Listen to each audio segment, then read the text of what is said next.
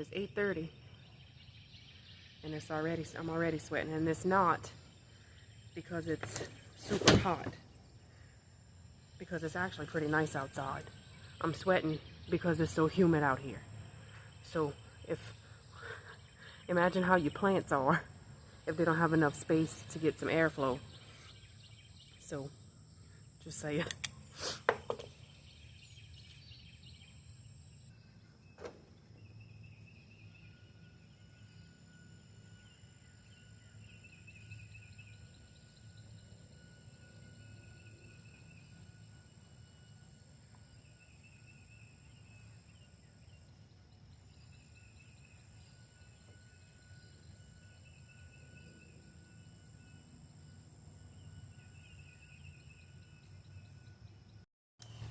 Hey, good morning, y'all.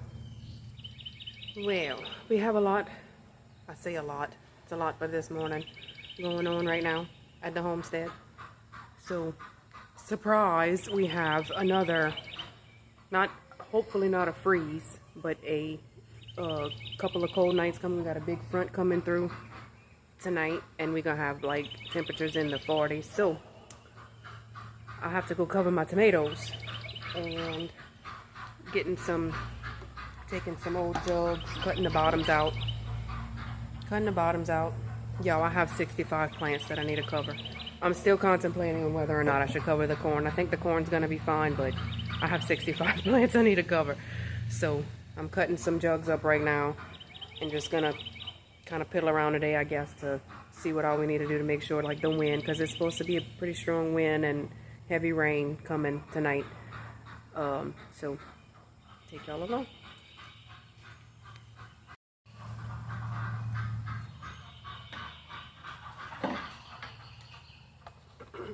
I like these, the apple juice jugs.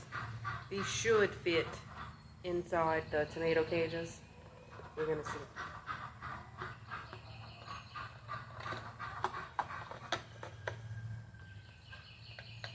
You know, we've been collecting. If you have a place to put them, that's another thing. If you have a place to put them, store some milk jugs somewhere. One of the biggest things, use what you have. And we don't have room for a cow on the homestead, but my kids and my husband drink enough milk to where we should own a cow, but we don't have room for that. So we have a ton of milk jugs. I've been saving them, so use them to your advantage.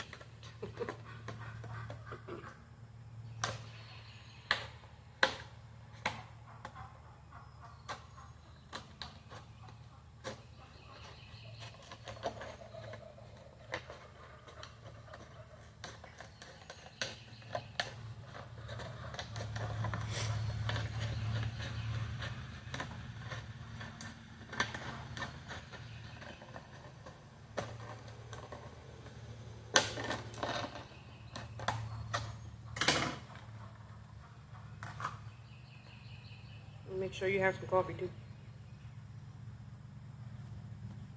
Alright, we're gonna go walk by the tomatillos to see if these are gonna fit over the tomato cages and the tomatillos.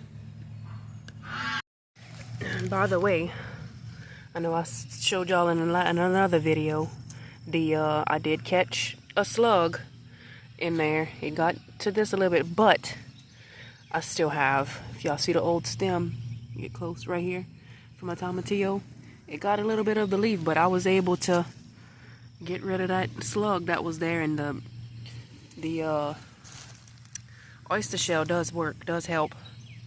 So, but make sure if you're gonna do that trick, you scoot the mulch just a little bit away from it so it can get established, because these look like they're doing really good. Y'all see those? I didn't have any trouble with slugs with those. Alright, so let's see if the jug, it should fit. It's gonna fit over that. Oh, yeah, perfect. Kind of dig it in there just a little bit. Make sure it stays. Oh. It's gonna be kind of warm today, but make sure it stays. Oh, I don't want to get it too close to the plant. Alright, there it is. just in case. I still have, and I'm gonna have some okra to cover up too back there. But let's put these on the tomatillos. For now. Make sure y'all take the cover off.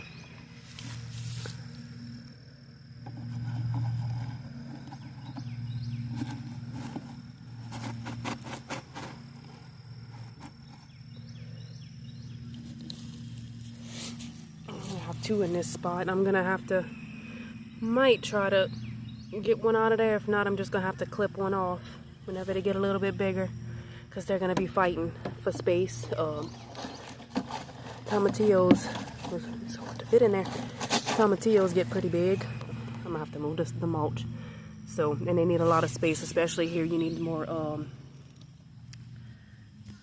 more space between your plants, so we don't want any kind of fungus to start developing on them. So let me fix that real quick. I grew these from seed. Look how healthy they are, both of them next to each other. Make it good. How healthy both of these stems are. I'm gonna hate to get rid of one of them, but I'm gonna need to. Anybody else is like me? You don't like to get rid of any plants because you grew them from seed? Anyway, scoot the mulch. Make sure you scoot your mulch back so the jug can sit kind of in there. Let's see, try that again. There we go. All right. Better take the cap off.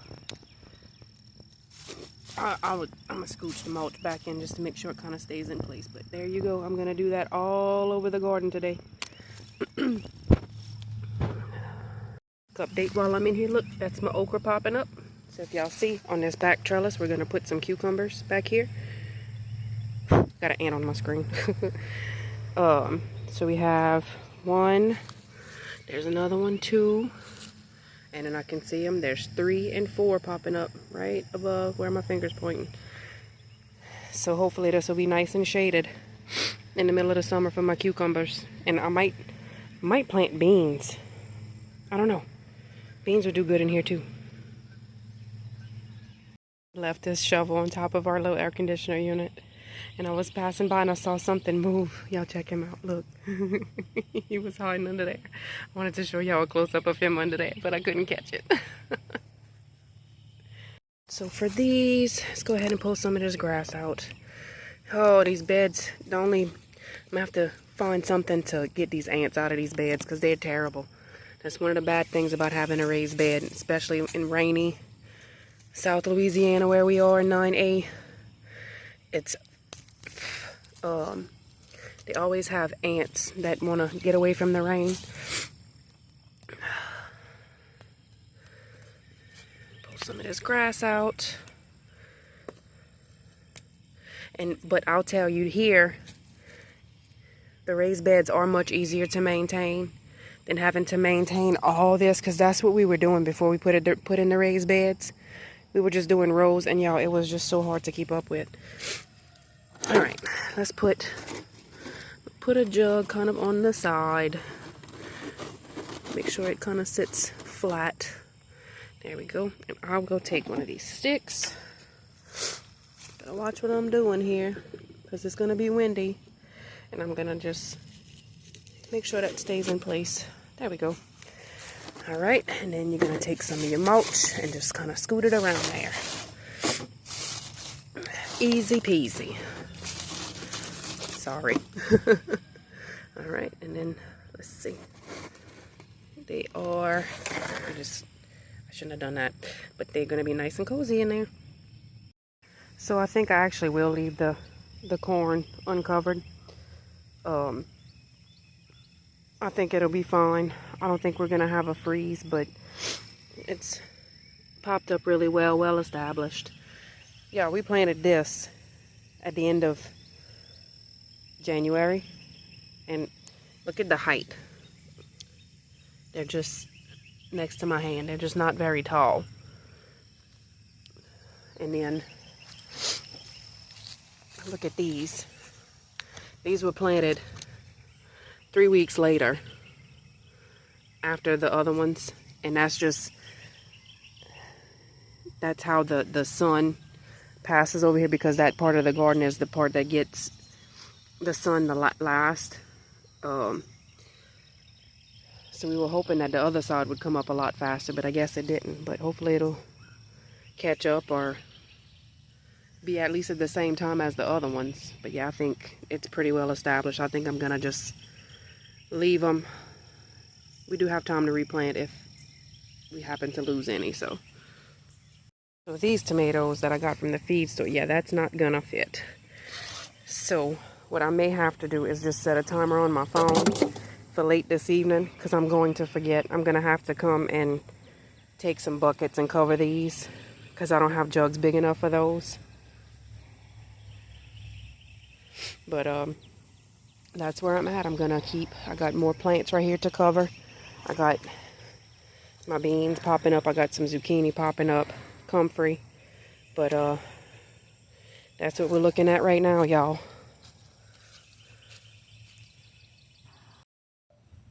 That's with the doggone ants. Just ridiculous.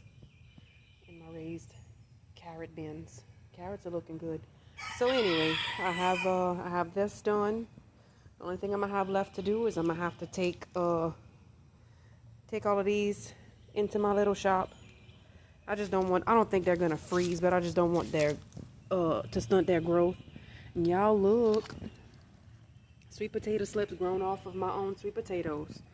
So look, this is another reminder, y'all. Go get a sweet potato and put some dirt over it and get your own sweet potato slips.